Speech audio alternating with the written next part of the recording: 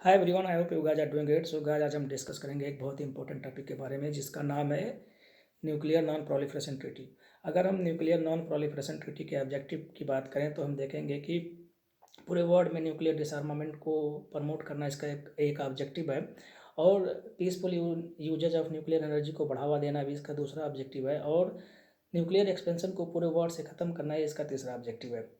तो अगर हम एनपीटी की स्थापना की बात करें तो इसकी स्थापना 1968 में हो जाती है, और फिनलैंड पूरे वर्ल्ड का एक ऐसा देश है जिसने सबसे पहले एनपीटी पे साइन किया था और उसको रेटिफाई किया था।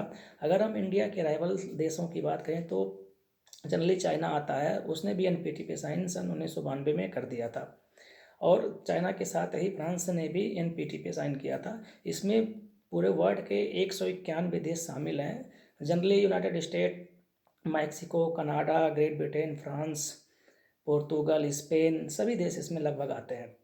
अब हम बात कर लेते हैं ऐसे देशों की जिन्होंने एनपीटी पे अभी तक साइन नहीं किया है। तो हम देखते हैं कि इंडिया ने एनपीटी पे साइन नहीं किया है, पाकिस्तान ने एनपीटी पे साइन नहीं किया है, नॉर्थ कोरिया 1985 में एनपीटी का एक मेंबर था, लेकिन उसने सन 2003 में एक तरीके से परमाणु बम का टेस्ट किया था, उसके बाद उसने अपने आप को एनपीटी से अलग कर लिया था।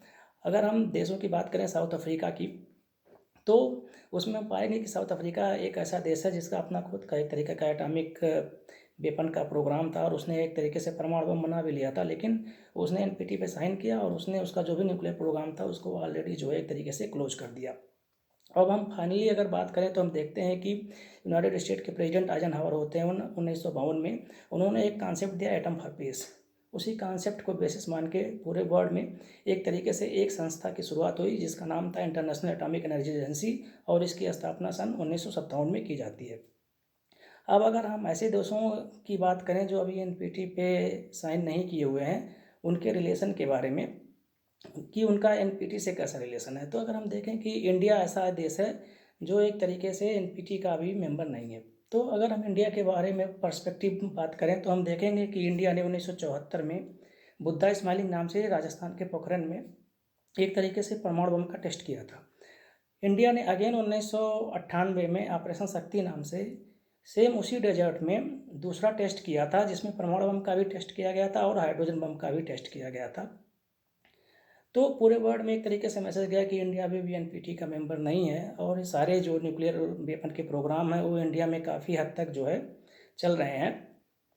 अब हम अगर दूसरे कंट्री की बात करें पाकिस्तान की, तो हम पाकिस्तान को पाएंगे कि पाकिस्तान में एक तरीके से अब्दुल कादिर खान ने वहाँ का न्यूक्लियर प्रोग्राम एक तरीके से इस्टेब्लिश किया, और पाकिस्तान ने चगाई फर्स्ट और चगाई सेकंड नाम से दो परमाणु विस्फोट किए थे, एक तरीके से बलूचिस्तान रीजन में, और एक तरीके से परमाणु संपन्न देश बन गया था। अगर हम तीसरे देश की बात करें नॉर्थ कोरिया की, तो नॉर्थ कोरिया का अपना भी एक तरीके से जो है न्यूक्लियर वेपन का प्रोग्राम है, और उसने भी कई टेस्ट किए हुए हैं अपने कंट्रीज़ में। वो भी एक पहले जो है एनपीटी का मेंबर था 1985 में, लेकिन जैसे ही उसने एक तरीके से परमाणु बम का टेस्ट और हाइड्रोजन बम का भी टेस्ट उसने किया था, तो उसने अपने आप को एनपीटी से अलग किया कर लिया था। तो दूसरी बात हम करेंगे इसराइल की। इसराइल भी एनपीटी का एक मेंबर नहीं है, लेकिन उसने भी एक तरीके से परमाणु बम का टेस्ट कर लिया है, और अगर पर्टिकुलर एस्टिमेट की बात करें तो उसके पास 100 से 200 परमाणु बम हैं। अब अगर हम कुछ और देशों की बात करें, जैसे अगर हम सीरिया की बात करें तो सीरिया में ढेर सारे न्यूक्लियर रिएक्टर लगाए गए थे जो कि बाद में इजराइल के द्वारा डिस्ट्रॉय कर दिए जाते हैं, और उसको न्यूक्लियर रिएक्टर की टेक्नोलॉजी जो स्पेशली होती है वो चाइना के द्वारा दी जाती है। लीबिया भी एक तरीके से एनपीटी का मेंबर था, लेकिन वहाँ भी जो है एक तरीके से न्यूक्लियर वेपन की टेक्नोलॉजी को अब्दुल कादिर खान के द्वारा दिया जाता है।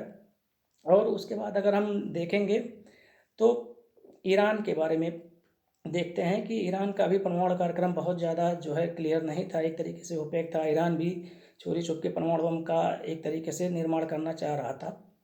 फाइनली हम देखते हैं कि ईरान न्यूक्लियर डील संपन्न हो जाती है 2015 में। Joint comprehensive plan of action तय किया जाता है 2015 में कि, और ईरान के ऊपर बहुत सारे एप्लीकेशन एक तरीके से थोपे जाते हैं।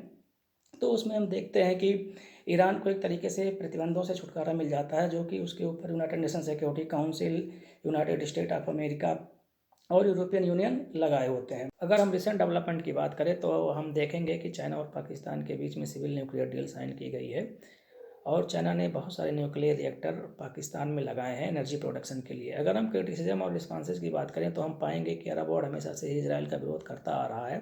अरब वर्ल्ड का ये कहना है कि इजराइल ने कभी भी एनपीटी पे साइन नहीं किया है, उसके बावजूद भी उसने परमाणु बम बनाया। उनका ये भी कहना है कि परमाणु बम बनाए जाने के बावजूद भी United state, United nation security council और यूरोपियन यूनियन के द्वारा इसराइल पे कड़े प्रतिबंध नहीं लगाए गए, जबकि ईरान के ऊपर इन सभी देशों के द्वारा कड़े प्रतिबंध लगाए जाने के कारण ईरान की इकोनॉमी बहुत ज़्यादा प्रभावित हुई है। उनका ये भी कहना है कि अगर आपको वेस्टर्न एशिया को न्यूक्लियर फ्री जोन बनाना है तो इसराइल के ऊपर आप लोग एक तरीके से प्रेशर डालिए ताकि इसराइल अपना परमाणु कार्यक्रम बंद कर दे, जैसा कि साउथ अफ्रीका ने पहले किया है। तो अब हम देख लेते हैं इंडिया और एनपीटी के रिलेशन के बारे में। इंडिया हमेशा से ही कह रहा है कि एनपीटी के जो भी प्रोविज़न है वो भेदभावपूर्ण है।